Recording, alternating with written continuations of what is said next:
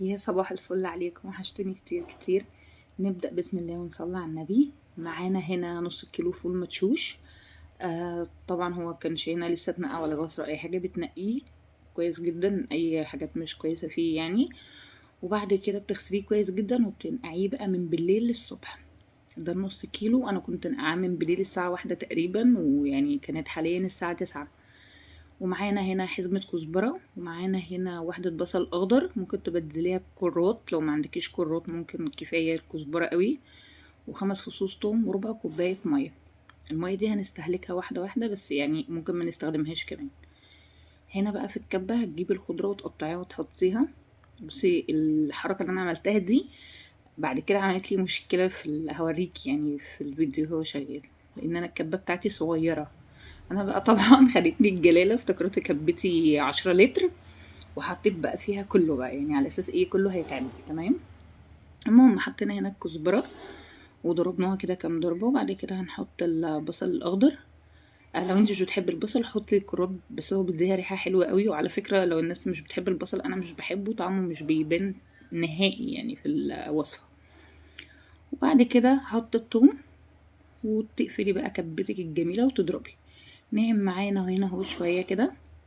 بعد كده بقى هحط الفول معلقة معلقة. هو المفروض بقى هنا كنت حطيت ايه معلقتين كده، بس انا بقيت عمالة بقى احط فاهمة. فلقيتها ايه تقلت معايا كده شوية، فحطيت ايه معلقتين مية زي ما انت شايفة كده.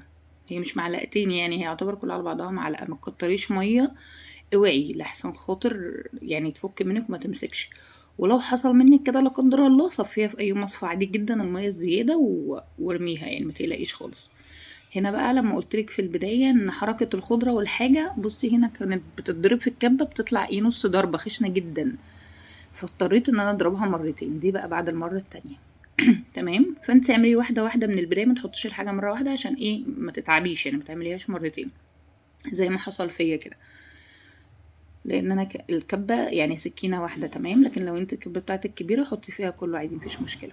هنا بقى بعد ما خلصت معانا هتحطيها بقى في كيس تلاجة بتاعتك، او كيس سندوتشات دي، او علبة، يعني حسب ما بتحتفظي في حاجتك، حسب بقى كمية اكلك بقى او عدد الافراد بتاعك يعني تمام. يعني انا بحط هنا 3-4 معالق كده كبار محترمين عشان احنا 4 افراد. انتي لو اقل هتحطي اقل، لو اكتر ممكن تزودي، او ده كافي بالنسبة لك، يعني انتي بتحددي حسب اكلتك انتي. تمام. وتكيسيها كويس جدا كده، ما تكلكعيهاش، افرديها كده. طريقة سهلة قوي يعني مش حوار. عملت معانا هنا 4 اكياس محترمين، ومعايا هنا الطبق ده على فكرة مليان بس هو مش باين. تمام. معانا هنا بقى يا ست الكل نص معلقة ملح، نص معلقة بيكنج باودر، نص معلقة كزبرة، فلفل اسود، سمسم. وهنا البيكنج باودر لازم تحطيه عشان هو ده اللي بيديكي النفشة، يعني ان هي تبقى ايه طرية، مش طرية ما تبقاش يعني تبقى منفوخة كده، فاهماني. وبعد كده البضاية. معلش انا مش بعرف اوصل معلومة صح يعني سامحوني. هنا بقى دي بقى الطريقة اللي انتي كل ما بتجيبي العجينة من الراجل تلاقيها عنده هشة وحلوة جدا، تيجي بقى انت تجيبيها في البيت هنا، مجرد ما تحطي البيض والتوابل بتاعتك بتلاقيها ايه هبطت كده، وبعدين نشفت منك، ما بقتش زي ما انت مشتريها خالص. هنا بقى حركة المضرب دي هي اللي بتعملك الهوا والنفخة والهشاشان اللي بيبقى جوه الطعمية ده. بصي بقى كمية الطعمية هنا زادت كده، بس عشان للأمانة ضربتها كتير، فأنا حطيت معلقة من عجينة طعمية تانية عشان أنا ضربتها مضرب كتير فحسيتها خفت. وبعد كده بقى معانا على جنب هنا معلقة حبة البركة، معلقة سمسم، معلقة كزبرة، وهنحطهم بقى على العجينة. اسفة جدا ان انا ما صورتش وانا بقلي، بس كان حد عندي يعني جالي في اللحظة دي فمعرفتش. هتقليها طبعا على نار وسط، ما تكونش عالية عشان ما تتحرقش منك، تاخد لون من بره ومن جوه تبقى نية، لا خلي النار وسط وقلبي فيها كده، وحسب بقى السوا بتاعك اللي انت عايزاه. بس يا ست كل وصفة سهلة وبسيطة حلوة جدا، ما تكسليش قومي اعمليها، متاخدش وقت خالص.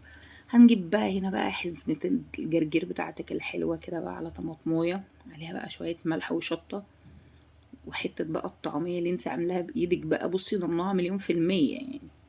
طعمية جميلة جدا، بس هي كانت سخنة وخضرة جدا، بس انا طبعا انتوا زي ما عارفين الاضاءة عندي لسه ما رجعتش بالسلامة. يا رب يكون الفيديو عجبكم، واشوفكم في فيديو جديد. الفيديو عجبكم متنسوش تعملوا